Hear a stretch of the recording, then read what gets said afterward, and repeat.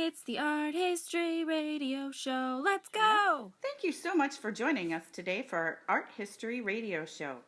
Our topic this week is the Parthenon as a whole, and I appreciate you coming in to talk to us specifically about the aspect of the Parthenon frieze.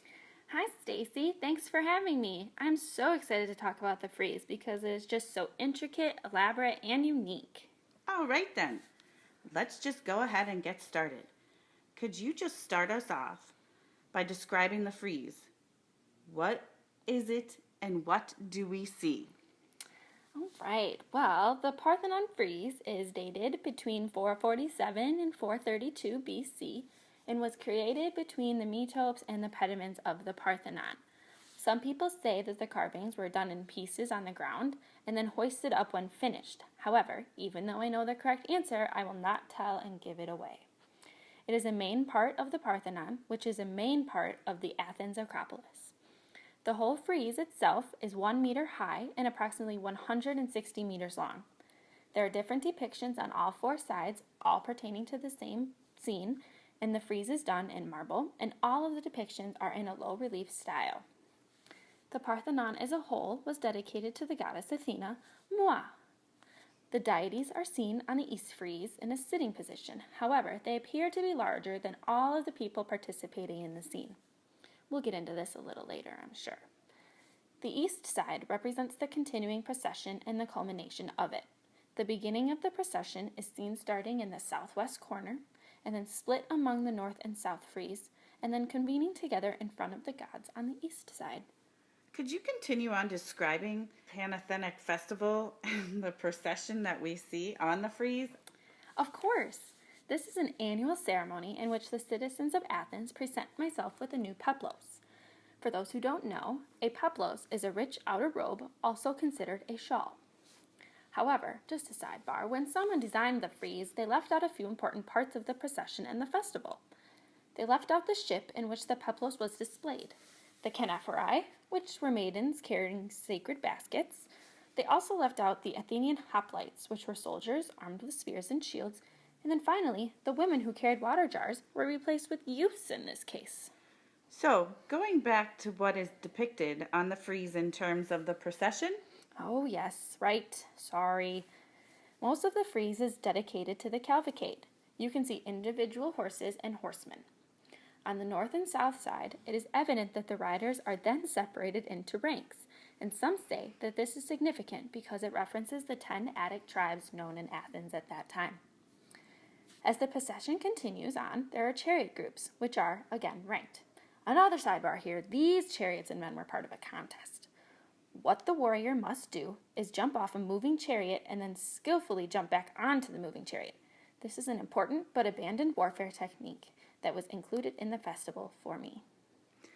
Well, that is awfully interesting. But now back to what we see in the frieze again, please? Oh yes, sorry again. As we continue on, moving toward the east end of the frieze, you can visualize groups of men carrying different objects, and the objects do differ depending on which side you look at. You see on the north side, olive branches, musical instruments, hydri, which were water jars, trays, and sheep and cows as sacrificial animals. On the south side, it is similar, but instead of instruments, they are carrying tablets, and there are no sheep as sacrificial animals, only cows. There is a folded cloth, which is seen in the center of the east frieze. This is no doubt the peplos that was being presented to Athena. The focus of the frieze, the central slab on the east side, depicts an older man, a woman, and 3 children. The child holding the folded peplos is debated as to gender and role. Another debate that I will not give away the answer to is which peplos and moment this procession takes place, old versus new, first versus last. Also seen in this section of the frieze is a group of seated figures known to be the gods. They are there as witnesses and are not communicating in the procession. Detail about what the procession is and how that is portrayed on the frieze. We still have a little time left. If you could give a description of who is represented in the terms of gods and what you mean is they are only there as witnesses. Well, there are 2 different groupings of 6, each with an attendant, so 14 total. How identities can be determined is mainly through the different characteristics and attributes of the gods. You can tell who Hermes is by his boots, Demeter by the torch. You can see Zeus because he is in the center and seated on his throne. In Athena's lap is the snaky Aegis, and there is a crutch under Hephaestus. The laurel wreath of Apollo is characteristic of him in this case. He also reveals himself by sneakily putting his thumb in the clothing, showing himself off as the god of truth and light.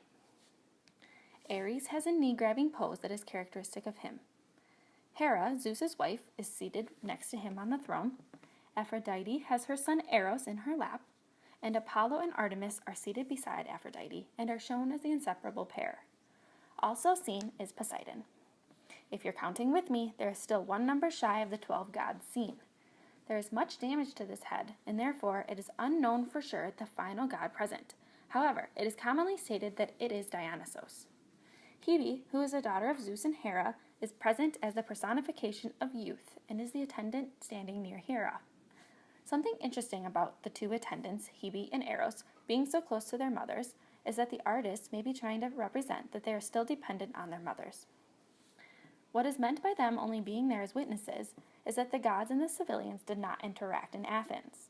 In this scene, there is rocks underneath the feet and seats of the gods. This has come to be known as a symbol of Olympus, meaning that the gods were only witnessing the procession and the festival. Could you tell me what is the meaning of the grouping of the gods and the frieze as a whole? This is something I feel all of our radio listeners want to know. Sure, I can try and touch on that subject. It is possible that the artist of the frieze was trying to depict the dysfunctional Olympian family, but in an idealized way and light. Family is an important theme all throughout the Parthenon, whether the Olympian family or ancestral Athenians. The assembly presents in one group the Olympians as protectors of the bearing and raising of children, and in the other, the Olympians as the model for protectors of marriage. And I personally feel as this is an appropriate way to describe the meaning of the grouping seen on the frieze. Another meaning of the grouping is that the land and sea duality in the arrangements of the gods.